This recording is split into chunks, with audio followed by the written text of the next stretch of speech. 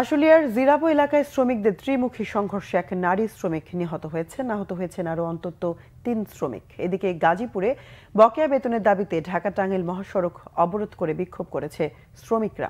নিহত নারী শ্রমিকের নাম রোকেয়া বেগম। তিনি মাস্কট গার্মেন্টসের সহকারী সেলাই মেশিন অপারেটর হিসেবে কর্মরত ছিলেন।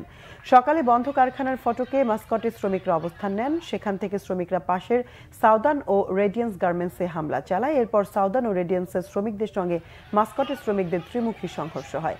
এদিকে গাজীপুরে বকেয়া বেতনের দাবিতে ঢাকা-টাঙ্গাইল মহাসড়ক অবরোধ করে বিক্ষোভ করে বেক্সিমকো টেক্সটাইল লিমিটেড কারখানার শ্রমিকরা। কারখানার কর্মকর্তারা জানায়, সকাল 8:30টার দিকে ঢাকা-টাঙ্গাইল মহাসড়কের গাজীপুরের চক্রবর্তী এলাকায় অবরোধ করে শ্রমিকরা। পরে সেনাবাহিনী, র্যাব ও বিজিবি সদস্যরা তাদের সড়ক থেকে সরিয়ে দেয়। ঢাকার সাভার, আশুলিয়া ও গাজীপুর শিল্পাঞ্চলে 2 সপ্তাহের বেশি সময় ধরে অস্থিরতা চলছে।